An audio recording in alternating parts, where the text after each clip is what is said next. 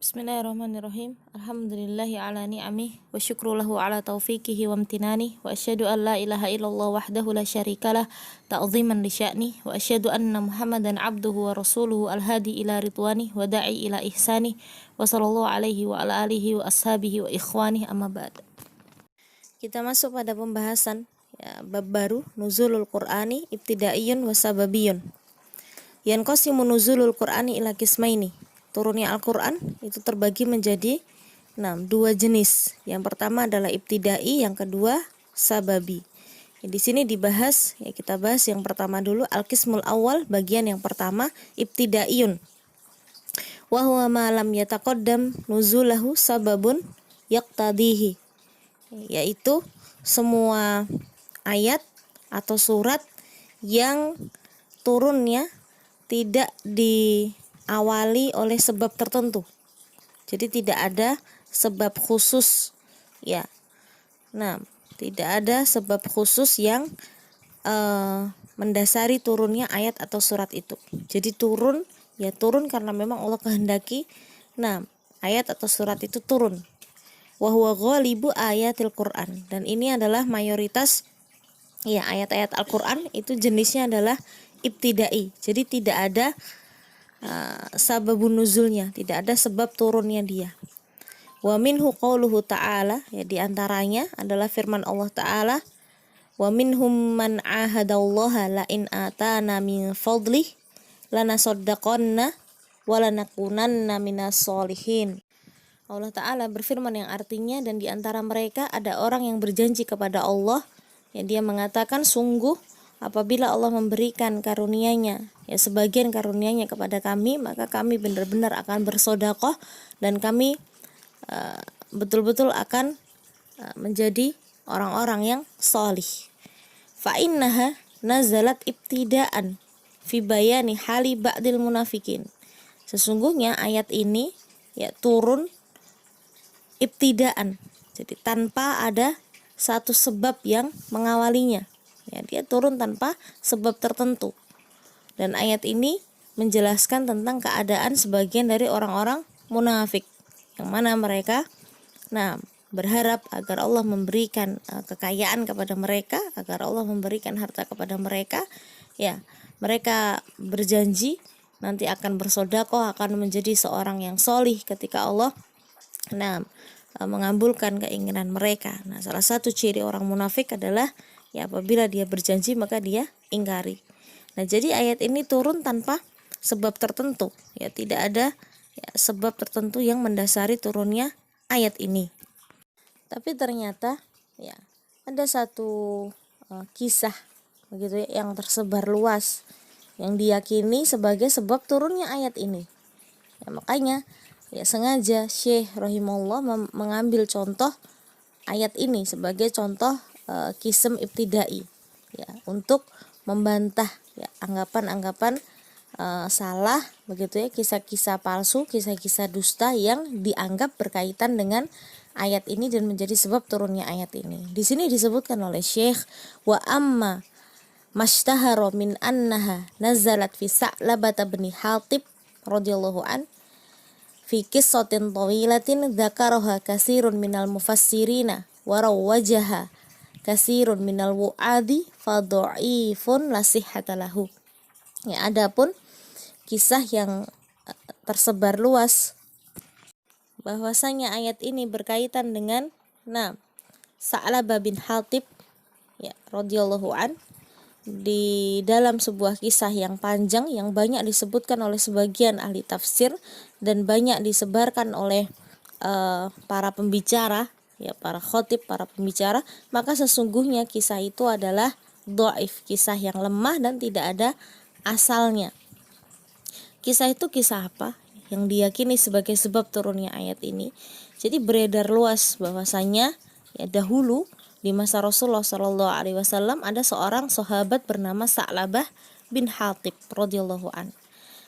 Sa'labah bin Hatib ini awalnya dia hidup miskin, kemudian memohon pada Rasulullah SAW agar beliau mendoakan supaya Sa'labah ini dikaruniai banyak harta.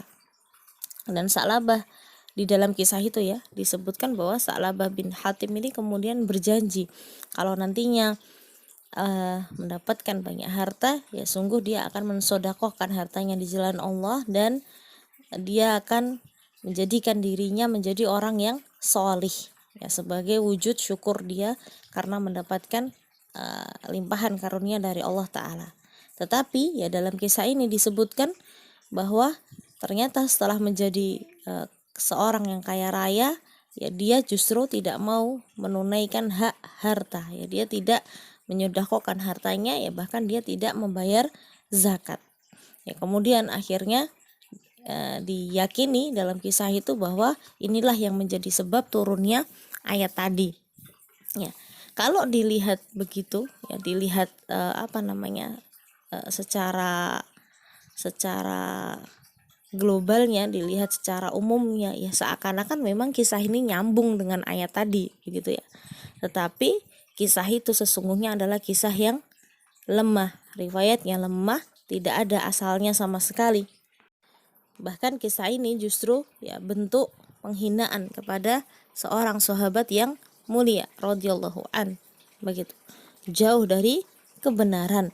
Nah, dan kenapa Syekh mengambil contoh ayat ini ya dalam rangka itu tadi, membahas kisah yang banyak beredar.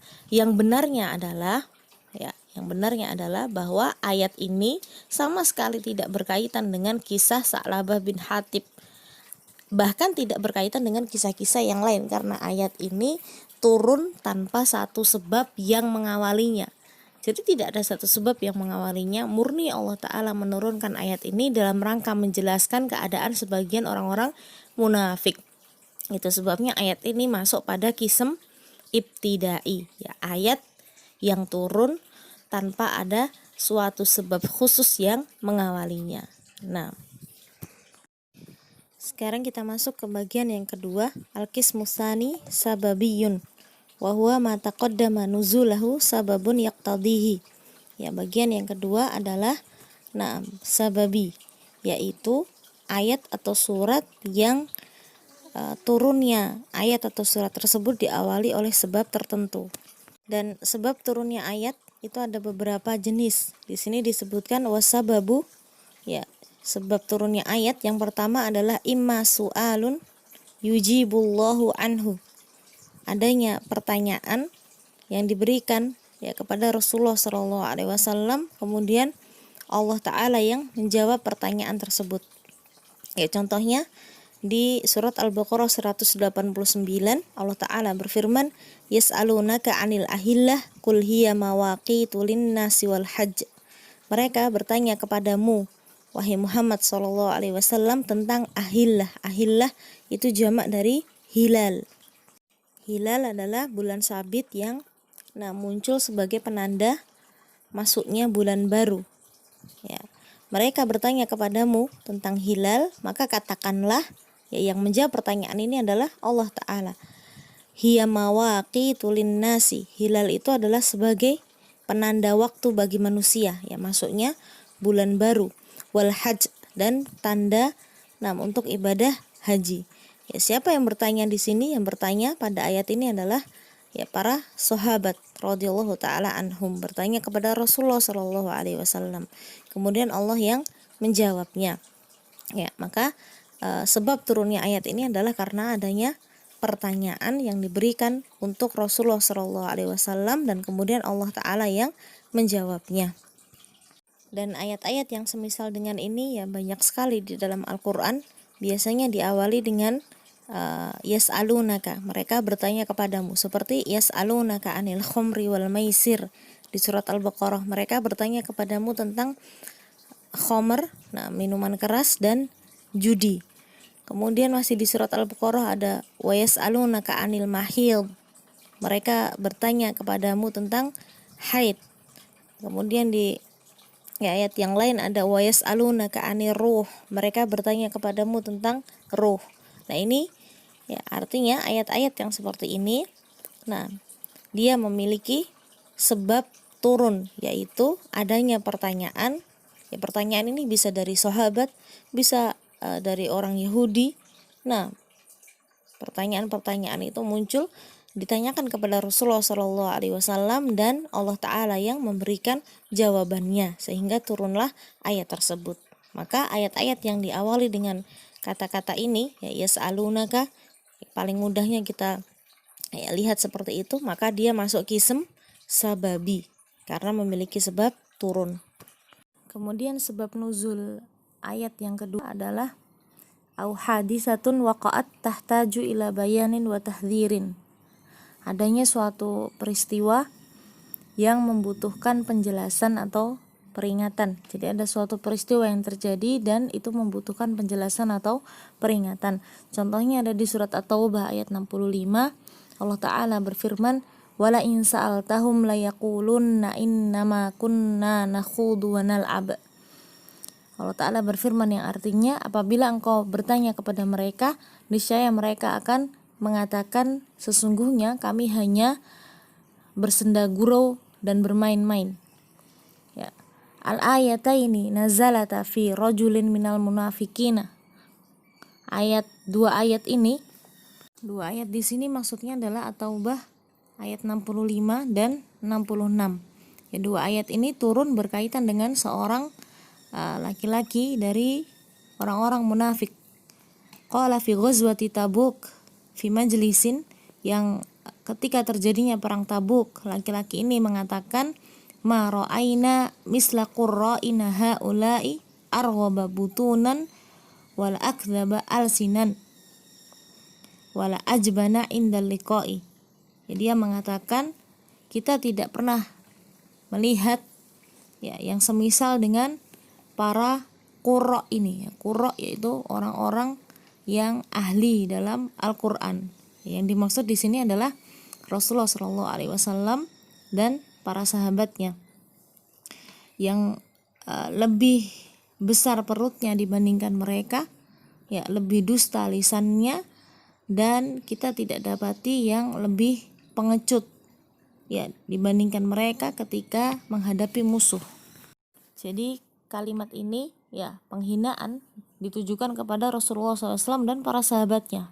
Ya, orang munafik itu mengatakan bahwa Rasulullah SAW dan para sahabatnya disebut paling besar perutnya. Ya, artinya paling doyan makan, paling banyak makannya. Kemudian dusta perkataan mereka dan dihina bahwa mereka ini adalah orang-orang yang pengecut ketika bertemu dengan musuh. Fabalagha dzalika Rasulullah sallallahu alaihi wasallam wa nazala al-Qur'an. Sampailah berita ini kepada Rasulullah sallallahu alaihi wasallam, kemudian turunlah Al-Qur'an menyingkap membuka tabir ya kemunafikan mereka. Faja'ar rajulu, kemudian ya karena sudah turun ayat, orang tadi yang menghina tadi dia datang kepada Rasulullah sallallahu alaihi wasallam, ya'tadziru ila Nabi sallallahu alaihi wasallam. Kemudian dia meminta maaf, menyampaikan ya permohonan maafnya kepada Nabi sallallahu alaihi wasallam.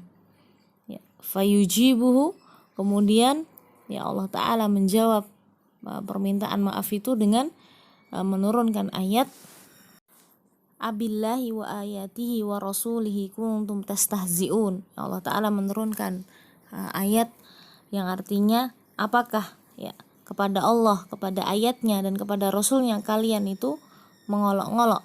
Ya, karena orang munafik tadi menyampaikan kepada Rasulullah SAW meminta maaf, dan dia beralasan bahwa ya kami ini tidak serius mengatakan itu, ini hanya canda saja, bercanda saja, dan ini hanya senda gurau semata. Jadi iseng-iseng saja, tidak serius meniatkan untuk menghina, itu kata orang munafik tadi. Tetapi kemudian Allah Ta'ala menjawab bahwa apakah kepada Allah, kepada ayatnya dan kepada Rasulnya kalian mengolok-olok. Ya, ayat ini secara tegas menunjukkan juga bahwa ya, siapa saja yang menggunakan candaan dengan memperolok-olok atau menghina Allah Ta'ala, kemudian memperolok ayat-ayatnya dan Rasulnya, ya walaupun dia lakukan dengan bentuk bercanda begitu ya, melawak misalkan, maka sungguh dia dihukumi kafir ya, dihukumi kafir. Begitu juga orang yang memperolok atau menghina syariatnya Allah Tabaraka wa Ta'ala, yang menghina pakaiannya seorang muslimah misalkan, atau dia menghina ya syariat-syariat yang lain, maka ini adalah bagian dari kekafiran. Ya, tentu di sini harus dibedakan ketika ada seseorang yang mengolok-olok ya seorang muslim yang taat pada syariat Allah Ta'ala, apakah dia memperolok-olok syariatnya atau dia memperolok-olok individunya, jadi orangnya, karena ini dua hukum yang berbeda. Adapun memperolok-olok atau menghina ya syariatnya Allah Ta'ala, maka jelas ya ini adalah kekafiran. Maka bisa disimpulkan bahwa surat At-Taubah ayat 65 dan 66 ya, dua ayat ini turun karena sebab ya, peristiwa adanya penghinaan dari seorang munafik ya ketika perang Tabuk. Dia menghina Rasulullah SAW dan para sahabatnya, yaitu sebab turunnya dua ayat ini. Sekarang kita masuk ke sababun nuzulil ayah, jadi sebab turunnya ayat yang ketiga, bentuk yang ketiga, yaitu fi'lun waqi'un yahtaju ila ma'rifati hukmihi ya, adanya sebuah perbuatan yang butuh untuk diterangkan hukumnya. Dan ini menjadi sebab turunnya surat Mujadilah ayat 1. Allah Ta'ala berfirman, qad sami'allahu qaulal lati tujadiluka fi zawjiha wa tashtaki ila Allah wallahu yasma'u tahawurakuma innallaha sami'un basir. Allah Ta'ala berfirman yang artinya sungguh Allah telah mendengar ya perkataan seorang wanita yang menggugat suaminya dan dia mengadu kepada Allah tentang keadaannya, dan Allah mendengar percakapan kalian berdua ya, percakapan antara Rasulullah SAW dengan ya wanita tadi. Innallaha sami'un basir, sesungguhnya Allah maha mendengar lagi maha melihat. Ayat ini turun ya karena adanya seorang wanita ya sahabiyah di masa Rasulullah SAW ini datang kepada Rasulullah SAW. Dia menceritakan dan mengadukan tentang perbuatan suaminya yang mendhihar dirinya. Yang mendhihar itu dilakukan oleh ya bangsa Arab ya, dengan mengatakan kepada suami mengatakan kepada istrinya, anti kadzohri ummi, kamu seperti punggung ibuku. Ya, maksudnya adalah ya dia menceraikan istrinya. Itu salah satu lafadz yang diniatkan untuk menceraikan ya istrinya. Keadaan wanita ini ya dia sudah tua dan dia sudah dia sudah melahirkan banyak anak untuk suaminya, tapi ketika kondisinya dia sudah tua, mungkin dia sudah tidak menarik lagi, kemudian suaminya ya dengan seenaknya mendhihar artinya ya mentalak, menceraikan istrinya dengan lafadz tadi. Kemudian wanita ini datang mengadu kepada Rasulullah SAW, dan Allah Ta'ala yang menurunkan ayat berkaitan dengan perbuatan si suami ini. Ini salah satu sebab turunnya ayat, yaitu adanya suatu perbuatan yang butuh untuk dijelaskan hukum dari perbuatan tersebut. Setelah kita membahas ya 3 jenis asbabun nuzulil ayat, 3 jenis sebab turunnya ayat, apa saja tadi? Yang pertama adalah adanya pertanyaan ya yang diberikan kepada Rasulullah SAW, dan kemudian Allah Ta'ala yang menjawabnya dengan menurunkan ayat. Yang kedua, sebab nuzul ayat yang kedua adalah adanya suatu peristiwa yang membutuhkan penjelasan dan peringatan. Dan yang ketiga adalah ada suatu amalan atau perbuatan yang butuh dijelaskan berkaitan dengan hukumnya. Itu 3 jenis sebab turunnya ayat. Sekarang kita akan bahas fawaidu ma'rifati asbabin nuzul, faidah mengetahui sebab turunnya suatu ayat. Ma'rifatu asbabin nuzuli muhimmatun jiddan, mengetahui sebab turunnya ayat ini sangat penting. Li'annaha tu'dhi ila fawaida katsirah, karena bisa mengantarkan kepada manfaat-manfaat yang banyak ya. Di antaranya yang pertama, bayanu annal Qur'ana nazzala minallahi ta'ala, ya, menjelaskan bahwasanya Al-Qur'an itu betul-betul turun dari Allah Ta'ala. Wa dzalika li'anna Nabiy sallallahu alaihi wasallam yus'alu 'anis syai'i fayatawaqqafu anil jawabi ahyanan hatta yanzila alaihil wahyu. Karena Nabi Shallallahu alaihi wasallam ya, beliau ditanya tentang sesuatu dan beliau diam. Ya, kadang-kadang beliau diam, tidak memberikan jawaban sampai turun wahyu kepada beliau. Au yakhfa alaihil amrul waqi' fayanzilul wahyu mubayyinan lahu. Atau kadang-kadang ya bentuk yang kedua adalah adanya satu hal begitu yang terjadi dan tidak diketahui oleh Rasulullah SAW sampai akhirnya wahyu turun memberikan penjelasan kepada beliau SAW. Misalul awal, contoh yang pertama. Ya, contoh yang pertama itu adanya pertanyaan yang diberikan kepada Rasulullah SAW dan beliau tidak menjawab sampai menunggu turunnya wahyu. Contohnya adalah ya, Allah Ta'ala berfirman, wa yas'alunaka 'anir ruh qulir ruhu min amri rabbi wa ma utitum minal ilmi illa qalila.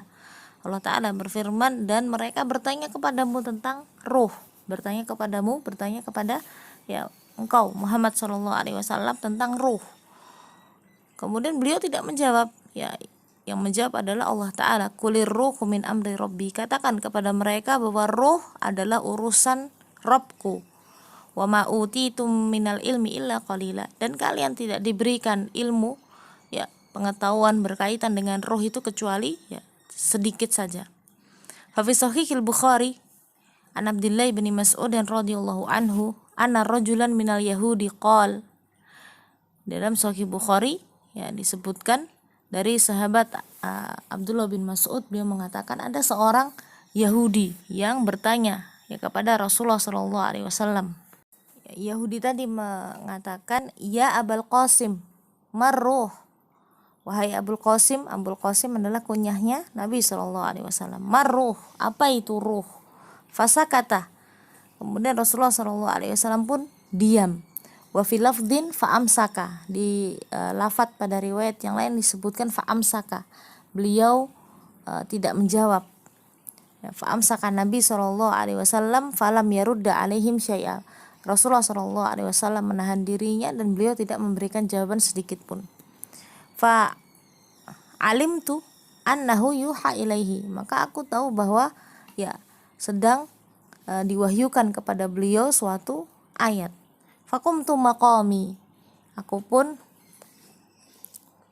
ya berdiri dari tempatku. Falamma nazalal wahyu, ketika wahyu itu turun, qol ya Rasulullah SAW membacakan ayat tersebut, wa yas'alunaka 'anir ruh qulir ruhu min amri rabbi. Mereka bertanya kepadamu tentang ruh, maka katakan bahwa ruh itu adalah ya urusan Rabbku. Ya, maka sebab turunnya ayat ini, surat Al-Isra ayat 85 adalah adanya pertanyaan dari seorang Yahudi kepada Rasulullah SAW tentang ruh, dan Allah Ta'ala yang menjawabnya dengan menurunkan ayat ini. Ya, untuk contoh yang kedua, tadi adalah adanya suatu hal yang terjadi tetapi tidak diketahui oleh Rasulullah SAW sampai Allah Ta'ala yang menjelaskan kepada beliau. Ini contohnya adalah firman Allah Ta'ala di surat Al-Munafiqun ayat 8. Yaquluna la irja'na ilal madinati la yukhrijannal a'azzu minhal adzal. Allah Ta'ala berfirman yang artinya mereka mengatakan, ya sungguh apabila kita kembali ke Madinah, maka orang-orang mulianya akan mengusir orang-orang yang hina. Ya, siapa yang berkata di sini? Ya, siapa yang dimaksud oleh Allah Ta'ala ya mengatakan hal ini? Kemudian siapa orang yang mulia yang akan mengusir orang yang hina? Siapa yang mulia dan siapa yang hina yang dimaksud di ayat ini? Ya, disebutkan di sini penjelasan fa fi sahihil Bukhari anna Zaid bin Arqam radhiyallahu an sami'a Abdullah ibn Ubay ra'sal munafiqina yaqulu dzalik. Ya, bahwasanya seorang sahabat bernama Zaid bin Arqam radhiyallahu an mendengar Abdullah bin Ubay, ya pemimpinnya orang-orang munafik, mengatakan hal itu. Mengatakan apa? Ya mengatakan nanti kalau kita kembali ke kota Madinah, maka ya orang-orang yang mulia ya di antara kita ini akan benar-benar mengusir orang-orang yang hina. Yuridu annahul a'azzu wa Rasulullah sallallahu alaihi wasallam wa ashabuhul adallu. Yang dia maksud ya dirinya lah orang yang mulia itu, dan orang yang hina yang akan diusir adalah Rasulullah sallallahu alaihi wasallam dan para sahabatnya. Ya Zaid kemudian mendengar hal ini, fa akhbaru Zaidun ammahu bidzalik. Zaid kemudian mengabarkan kepada pamannya tentang apa yang dia dengar dari Abdullah bin Ubay. Fa akhbara bihin Nabi sallallahu alaihi wasallam. Ya, pamannya Zaid ini kemudian menceritakan kepada Nabi sallallahu alaihi wasallam. Fada'a Nabi sallallahu alaihi wasallam Zaidan. Kemudian Nabi sallallahu alaihi wasallam memanggil Zaid ya untuk tabayyun, betul enggak mendengar seperti itu. Fa akhbarahu bima sami'a. Zaid pun menceritakan apa yang dia dengar. Summa arsala ila Abdullah bin Ubay wa ashabihi. Kemudian Rasulullah sallallahu alaihi wasallam ya mengutus orang mendatangi Abdullah bin Ubay, memanggil mereka dan orang-orang yang munafik ya pengikutnya. Fahalafu maqalu, tapi ya karena memang orang munafik jadi mereka berani bersumpah bahwa mereka tidak mengatakan seperti itu. Fasaddaqahum Rasulullah sallallahu alaihi wasallam. Kemudian Rasulullah SAW ya beliau menghukumi zahirnya ya, yang beliau lihat orang ini bersumpah menyebut nama Allah, dia bersumpah tidak melakukannya, ya sudah Rasulullah SAW pun ya membenarkan mereka karena yang memang kita lihat adalah zahirnya ya. Fa anzalallahu tasdiqa Zaidin fi hadhil ayat. Kemudian Allah Ta'ala pun menurunkan ayat ini sebagai bentuk pembenaran untuk Zaid, bahwa apa yang dikatakan Zaid, apa yang diceritakan oleh Zaid bin Arqam itu benar ya. Fastabanal amru li Rasulillah sallallahu alaihi wasallam. Menjadi jelaslah perkara ini ya di hadapan Rasulullah SAW, karena Allah Ta'ala secara tegas dalam ayat ini ya menjelaskan bahwa ya orang-orang munafik Abdullah bin Ubay memang betul-betul mengatakan hal yang seperti itu. Nah ini diantara ya bentuk sebab turunnya ayat, yaitu terjadinya suatu peristiwa yang memang tidak diketahui oleh Rasulullah SAW, dan Allah turunkan ayat dalam rangka menjelaskan peristiwa itu ke hadapan Rasulullah SAW. Masih ada beberapa faedah ya mengetahui asbabun nuzul yang lain. Insyaallah kita bahas di video berikutnya. Semoga ini bisa dipahami dengan baik. Jangan lupa dicatat hal-hal yang penting. Wallahu ta'ala alam bisawab. Wa sallallahu ala nabiyyina Muhammadin wa ala alihi wa ashabihi ajma'in. Alhamdulillahi rabbil alamin.